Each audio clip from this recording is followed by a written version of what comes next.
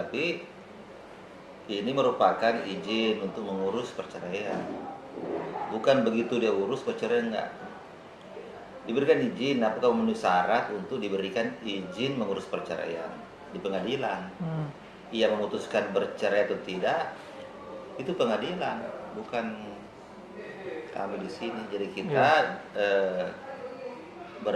berbagai macam pertimbangan, analisa, kita panggil, kita periksa, kita cross-check latar belakangnya, dinilai, oh kalau begitu bisa diberikan izin mengurus perceraian. Nah, pengadilan yang putuskan perceraian putih pengadilan. Nanti terkait dengan hak-haknya, tuntutannya itu secara perdata di pengadilan, bukan di kita.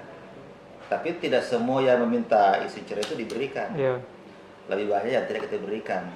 Nah, untuk itu kita menggarisbawahi ada 6, 7 poin yang dari 7 poin itu minimal punya alat bukti minimal 2 dari 7 itu baru kita bisa berikan izin cerai. Misalnya kan salah satu pihak, baik istri maupun suami atau suami melakukan menikah lagi kan, kemudian ada yang beralih agama, melakukan KDRT, ya? Tidak memiliki keturunan lebih dari 5 tahun, kan?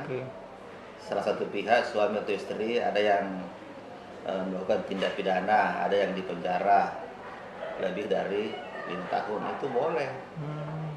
Tidak terjadi harmonisan secara terus menerus, minimal 2 tahun berjalan itu. Sudah pisah rumah minimal 2 tahun, ada yang pindah alamat seperti itu. Jadi ke-6 itu yang saya sebutkan tadi, 7 ya saya sebutkan tadi itu wajib memiliki alat bukti 2.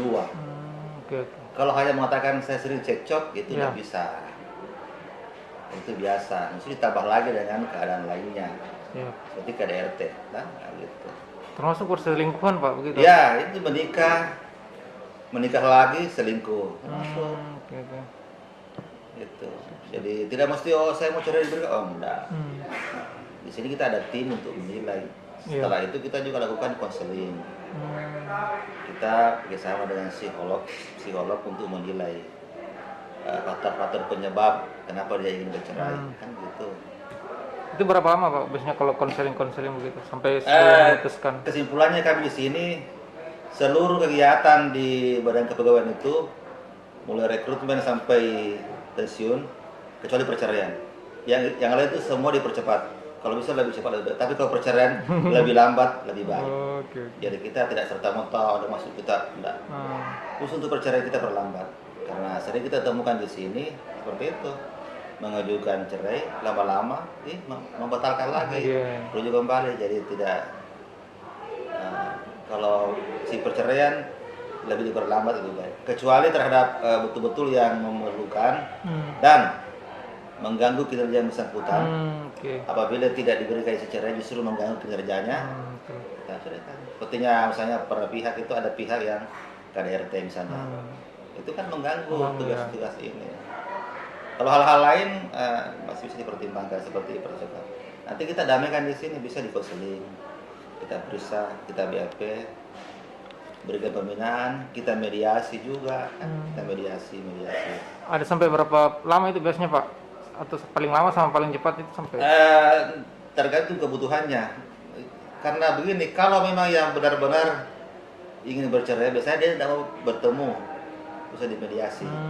Ada juga yang datang bersama, bahwa saya berdua sepakat, itu pun tidak langsung diberikan. Kenapa ini orang langsung sepakat, mesti diteliti juga apa kepentingannya, seperti itu. Jadi semua harus diteliti, tidak langsung diberikan. Perceraian diperlambat, tidak bisa. Kalau urusan lain dipercepat. Datanya berapa dari dosa? Ini data yang final yang keluar resmi ya. Ada keputusan pemberian izinnya. 2021 ini, kalau ini yang 2020 data resmi kan tadi ya. 2020 ini ada 35 tapi 2021 belum kita rekap. Tapi ada belasan. Sudah ada belasan yang ada belasan, 2021 ada belasan berjalan ya. Sudah ada. Tetapi permohonannya banyak sih. Sampai berapa Pak permohonan? Permohonannya banyak, lebih dari itu lah. Sampai melewati yang 35 sebelumnya Oh atau? iya, permohonan bisa 50. Hmm. Di sini kalau permohonan itu setiap bulan tuh ada. Wis. Pasti ada dua, Oh. minimal dua setiap bulan. Ada saja dua minimal. Tapi yang diberikan itu begitu. Ada yang sampai 1 tahun 2 tahun baru diberikan. Ada juga cepat kita berikan. Saya di sini bisa kalau memang memenuhi syarat itu, seperti suami menikah, apa yang pasti diberikan. Kalau perlu hari itu diberikan. Oke. Kalau rata-rata motifnya memang gitu Pak Dik, yang apa menikah suami menikah lagi ataupun ada selingkuhan gitu. Ada seperti, tapi bukan itu yang utama. Lebih banyak kepada faktor hak dan kewajiban. Kewajiban suami, kewajiban istri, ketidakcocokan yang ditambah dengan alasan lainnya. Nah, kan mulai dari pencocokan terus terjadi KDRT, kemudian terjadi pisah rumah, kemudian pisah rumah terus menerus pisah rumah, kemudian terjadi perselingkuhan dan pernikahan. Nah, itu yang biasa penyebabnya. Tapi sebenarnya awalnya dari ketidakcocokan itu. Itu yang paling banyak. Ketidakcocokan terus KDRT terjadi begitu Pak? Iya, jadi kayak dia berjalan begitu. Awalnya tidak cocok, terus terjadi KDRT, terus pisah tempat tinggal. Sudah itu ada yang menikah. Seperti itu. Nah, meninggalkan rumah. Paling banyak yang menggugat itu perempuan atau laki-laki Pak? Kalau yang menggugat itu didominasi perempuan. Okay. Sampai 90% itu didominasi perempuan. Perempuanlah yang menggugat suami untuk bercerai. Kemudian suami ada yang langsung menerima, ada juga yang menahan, ada yang menggantung begitu juga. Kalau dilihat dari ini Pak, kan sekarang dampak pengaruh ekonomi juga mungkin berpengaruh atau seperti apa Pak? Tidak terlalu signifikan ini. Dari dulu sebelum pandemi juga begini. Oke. Berarti fenomena ini terus, ini tambah pandemi, fenomena begini ada jadi, terus ya? Jadi kalau saya data yang saya hadapin, pandemi tidak berdampak kepada di Kota Makassar ya. Saya lihat datanya, trennya biasa. Karena memang perceraian dari dulu begini. Kalau dampak pendapatan saya tidak tahu karena kan misalnya dia dari guru kan, lebih banyak guru ya sebenarnya.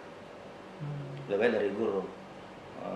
Perempuan ya mungkin dapat sertifikasi apa. Pada umumnya ketika istri mempunyai penghasilan yang lebih, ini hasil hasil kajian yang kita lihat dari psikolog, konseling lihat ya. Penghasilan istri lebih besar, kemudian suami tadinya dia pengusaha, terus tidak lagi mempunyai pendapatan seperti dulu, itu yang agak rentan begitu agak mendominasi. Seperti itu. Artinya suami merasa di bawah dan istri atau bagaimana? Tidak secara signifikan di seperti itu, tapi kita lihat karena kan tetap dia dirahasiakan. Tapi kelihatannya begitu, ketika istri misalnya mempunyai penghasilan, dia adalah aparatur sipil, dan suami sudah tidak bekerja lagi, bisa ada karena sakit, bisa ada karena ini mungkin keadaan juga ini, sehingga tidak bekerja lagi dan mendapat gugatan cerai dari istrinya. Itu cukup signifikan. Siap. Mana Pak? Maksudnya adakah program-program kepada teman-teman di sini ataupun kepada ASN biar mencegah hal itu? Jadi begini sebenarnya, ini kan karena juga kita tidak tahu ya, karena ini kan yang lebih tahu kan ada di SKPD masing-masing, di unit kerja masing-masing. Iya. Tapi di sini kita biasanya mendeteksi dari perilaku kerjanya. Perilaku disiplinnya, performa ya, itu untuk kehadirannya mulai menurun, kemudian aktivitasnya juga menurun, itu bisa kita pantau. Itu bisa macam-macam, ada faktor ekonomi, faktor lingkungan, kemudian suasana kerja, Nah, itu tadi ketika itu ternyata dia melaporkan mengajukan permintaan gugatan cerai dan kita cocokkan. Oh mungkin ini faktor penyebabnya. Nah, misalnya kalau begitu kami sudah mulai melakukan pemanggilan, menanyakan seperti apa dan berusaha untuk lebih tahu sedikit tentang apa yang dihadapi. Nah, itu kita lihat. Karena kadang juga perceraian di awal atau menurunnya kinerja juga bisa juga disebabkan oleh faktor keluarganya toh. Ada perselisihan. Mulai terlambat masuk, ada pertengkaran terus sehingga di kantor itu sudah tidak terlalu fokus, itu masih bisa kita deteksi. Tapi kalau perceraian kan dia harus mengajukan permohonan melalui SKPD-nya. Nanti setelah itu kita lakukan langkah-langkah proses. Siap. Berarti yang belasan ini Pak kemungkinan akan bertambah terus sampai di akhir. Oh iya, setiap bulan ada saja permohonan cerai. Tapi paling banyak dilakukan oleh pegawai negeri sipil wanita yang menggugat suami. Dan mendominasi juga tadi dari profesi guru Pak ya? Iya. Kenapa lebih banyak dari guru? Karena memang kalau kita lihat data memang lebih banyak guru memang. Guru itu paling lebih banyak, kemudian tenaga kesehatan, setelah itu baru tenaga teknis. Kalau tenaga teknis ini kan tidak terlalu banyak sebenarnya. Iya, betul.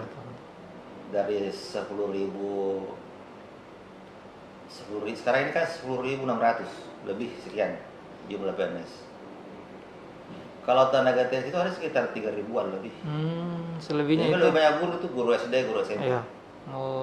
Sehingga kalau jumlah guru memang karena jumlahnya memang gurunya lebih besar. Jadi tidak juga bermaksud untuk mengatakan bahwa guru lah enggak. Iya. Jumlahnya guru lebih banyak sehingga jumlah perceraian lebih besar.